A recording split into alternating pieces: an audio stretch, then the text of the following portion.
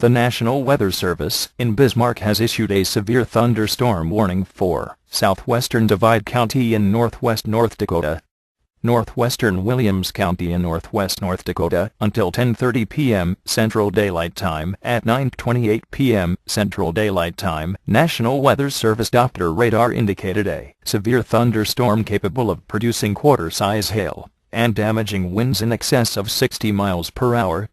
This storm was located 6 miles west of Grenora, or 36 miles northwest of Williston, and moving east at 20 miles per hour.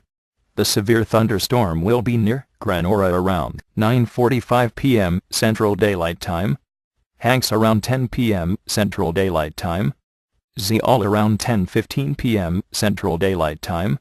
This storm will move across Highway 50 in northwestern Williams County.